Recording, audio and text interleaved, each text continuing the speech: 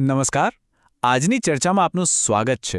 આપણે 12 જાન્યુઆરી 2026ના સૌથી મહત્વપૂર્ણ કરંટ અફેર્સને આવરી લઈશું અને હા, ખાસ કરીને પરીક્ષાના દૃષ્ટિકોણથી.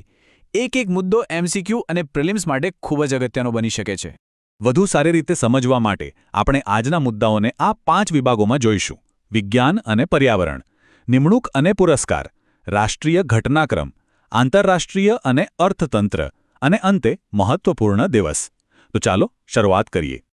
તો આપણો પહેલો વિભાગ છે વિજ્ઞાન અને પર્યાવરણ. આમાં આપણે બે ખૂબ જ રસપ્રદ વિષયો પર વાત કરીશું. એક અવકાશની દુનિયામાંથી અને બીજો આપણી પૃથ્વી પરની જૈવ વિવિધતાના સંરક્ષણ વિશે. અને સૌથી પહેલા સમાચાર છે વિજ્ઞાન જગતમાંથી. નાસાના પ્રખ્યાત હબલ સ્પેસ ટેલિસ્કોપે એક અનોખી શોધની પુષ્ટિ કરી છે. એ છે ક્લાઉડ-9. તો ચાલો આ ક્લાઉડ-9 શું છે એ સમજીએ. જુઓ, આ બ્રહ્માંડની શરૂઆતના સમયની એક વામન ગેલેક્સી છે. પણ સૌથી અનોખી વાત એ છે કે એમાં તારાઓ જ નથી. મોટા ભાગે ડાર્ક મેટરનું જ પ્રભુત્વ છે. વૈજ્ઞાનિકો આને રેલહિક કહે છે, જેનો અર્થ થાય છે રીઆયોનાઇઝેશન લિમિટેડ HI ક્લાઉડ. સરળ શબ્દોમાં કહીએ તો આ એક એવું વાદળ છે જેમાં ગેલેક્સી બનવા માટે બધું જ હતું, પણ કોઈ કારણસર તારા બની જ ન શક્યા. આ શોધ હબલના એડવાન્સ્ડ કેમેરા ફોર સર્વેઝ એટલે કે ACSથી શક્ય બની છે. આપણાથી લગભગ 14 મિલિયન પ્રકાશ વર્ષ દૂર આવેલી આ ગેલેક્સી આપણને એ સમજવામાં મદદ કરે છે કે ડાર્ક મેટર શરૂઆતમાં ગેલેક્સી કેવી રીતે બનાવતું હશે. હવે પરીક્ષા માટે આમાંથી શું પૂછાઈ શકે? બહુ સ્પષ્ટ છે. પહેલું, કયા ટેલિસ્કોપનો ઉપયોગ થયો? જવાબ: હબલ. બીજું, ક્લાઉડ-9 શું છે? એક તારાવિહીન વામન ગેલેક્સી. અને ત્રીજું, ગેલેક્સીના નિર્માણમાં ડાર્ક મેટરની ભૂમિકા વિશેનો કોન્સેપ્ટ. એટલે જો એક લાઇનમાં યાદ રાખવું હોય તો હબલ ટેલિસ્કોપે ક્લાઉડ-9 નામની તારાવિહીન ગેલેક્સી શોધી, જે ડાર્ક મેટરની ભૂમિકા પર પ્રકાશ પાડે છે. બસ આટલું જ. વિજ્ઞાન પછી હવે વાત કરીએ પર્યાવરણની. કેરળમાંથી એક ખૂબ જ સરસ સમાચાર આવ્યા છે. ત્યાંના અરલમ વન્યજીવ અભયારણ્યને હવે રાજ્યના પ્રથમ પતંગિયા અભયારણ્ય તરીકે જાહેર કરવામાં આવ્યું છે. આ અભયારણ્ય ક્યાં આવેલું છે?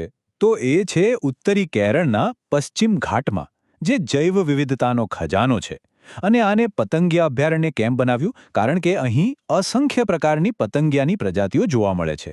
યાદ રાખજો કે પતંગિયા માત્ર સુંદર જીવ નથી, એ બહુ જ મહત્વપૂર્ણ પરાગરજક છે અને પર્યાવરણ કેટલું સ્વસ્થ છે એના સંવેદનશીલ સૂચક પણ છે.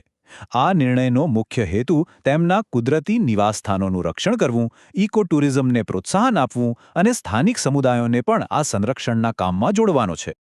પરીક્ષામાં શું પૂછાઈ શકે? સીધા સવાલ બની શકે છે: અભયારણ્યનું નવું નામ શું છે? ક્યાં આવેલું છે? અને હા, પતંગિયાની ઇકોલોજીકલ ભૂમિકા શું છે એના પર પણ પ્રશ્ન આવી શકે છે. તો એક વાક્યમાં સાર એ છે કે કેરળનું અરળમ વન્યજીવ અભયારણ્ય હવે પશ્ચિમ ઘાટમાં પતંગિયાની વિવિધ પ્રજાતિઓના સંરક્ષણ માટે રાજ્યનું પ્રથમ બટરફ્લાય અભયારણ્ય બની ગયું છે. સરસ. તો ચાલો હવે આપણા બીજા વિભાગ તરફ આગળ વધીએ. આ વિભાગ છે નિમણૂક અને પુરસ્કાર વિશેનો, જેમાં આપણે કેટલાક મહત્વપૂર્ણ પદો અને આંતરરાષ્ટ્રીય સન્માનો પર નજર કરીશું. બેન્કિંગ ક્ષેત્રના એક મોટા સમાચાર છે. કોટક મહિન્દ્રા બેંકે અનુપ કુમાર સહાનીને પૂર્ણ સમયના ડિરેક્ટર તરીકે નિમણૂક કરી છે. એમને કન્ઝ્યુમર બેન્કિંગ, માર્કેટિંગ અને ડેટા એનાલિટિક્સ જેવા ખૂબ જ મહત્વપૂર્ણ ક્ષેત્રોની જવાબદારી સોંપવામાં આવી છે. તેમનો જે બજાજ ફાઇનાન્સનો અનુભવ છે એ બેંકને ડિજિટલ ઇનોવેશન અને ડેટા આધારિત નિર્ણયો લેવામાં ચોક્કસપણે મજબૂત બનાવશે. હવે વાત કરીએ એક પ્રતિષ્ઠિત પુરસ્કારની. ગોવાના જાણીતા ઉદ્યોગપતિ શ્રીનિવાસ ડેમ્પોને ઇટાલીના સર્વોચ્ચ નાગરિક સન્માનોમાંથી એક એનાયત કરવામાં આવ્યો છે. આ એક મોટી સિદ્ધિ છે. તો આ સન્માનનું નામ છે કેવેલિયર ડેલ ઓર્ડિન ડેલા સ્ટેલા ડી ઇટાલિયા. આનો અર્થ થાય છે night of the order of the star of Italy.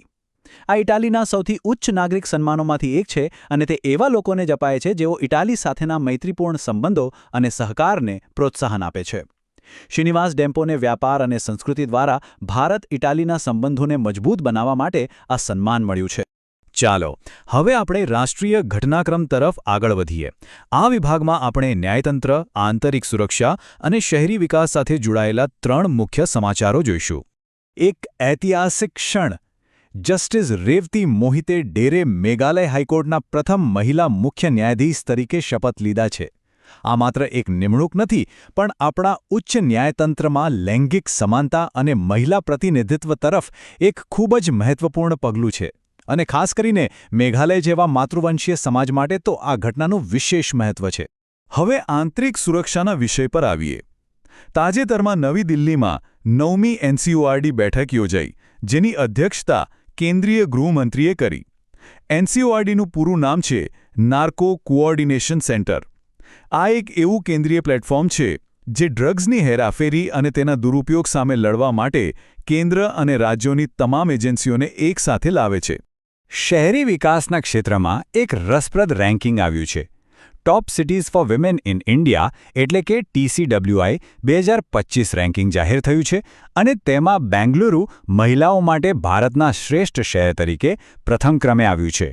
આ રેન્કિંગમાં ભારતના કુલ 125 શહેરોનું મૂલ્યાંકન થયું હતું. તો બેંગલુરુ ટોપ પર કેમ રહ્યું?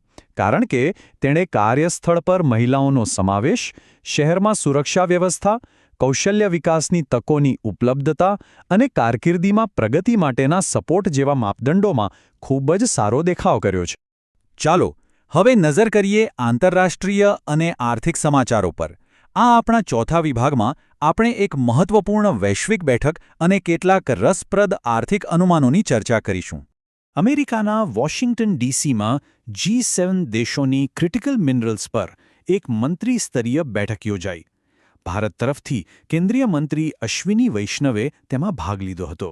આ બેઠકનો મુખ્ય એજન્ડા હતો કે સ્વચ્છ ઉર્જા અને આધુનિક ટેકનોલોજી માટે જે ખનિજો ખૂબ જ જરૂરી છે તેમની ગ્લોબલ સપ્લાય ચેઇનને કેવી રીતે સુરક્ષિત અને મજબૂત બનાવી શકાય. અર્થતંત્રના ક્ષેત્રમાં એક બહુ મોટું અનુમાન સામે આવ્યું છે.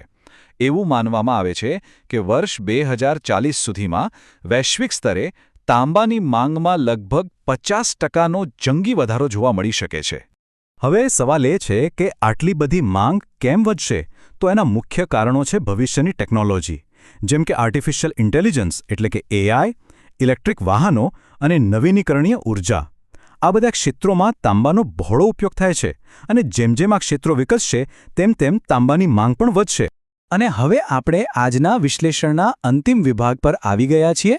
એ છે મહત્વપૂર્ણ દિવસ, જેમાં આજે આપણે વાત કરીશું રાષ્ટ્રીય યુવા દિવસની. દર વર્ષે 12 જાન્યુઆરીનો દિવસ ભારતમાં રાષ્ટ્રીય યુવા દિવસ તરીકે ઉજવવામાં આવે છે.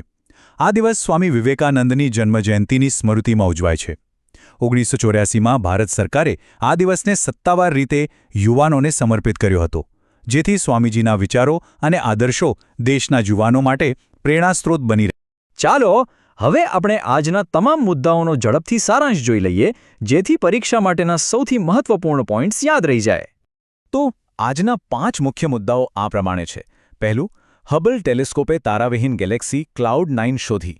બીજું, કેરળનું અર્લમ અભયારણ્ય હવે રાજ્યનું પ્રથમ બટરફ્લાય અભયારણ્ય છે. ત્રીજું, જસ્ટિસ રેવતી મોહિતે ડેરે મેઘાલય હાઈકોર્ટના પ્રથમ મહિલા મુખ્ય ન્યાયાધીશ બન્યા છે. ચોથું, TCWI 2025 રેન્કિંગમાં બેંગલુરુ મહિલાઓ માટે ભારતનું શ્રેષ્ઠ શહેર બન્યું. અને પાંચમું, 2040 સુધીમાં વૈશ્વિક તાંબાની માંગ 50% વધવાનો અંદાજ. યાદ રાખજો, આ તમામ મુદ્દાઓ પરીક્ષા માટે અત્યંત મહત્વપૂર્ણ છે અને તેમાંથી MCQ બનવાની પૂરી સંભાવના છે. માટે નિયમિતપણે રિવિઝન કરતા રહો. તૈયારી ચાલુ રાખો.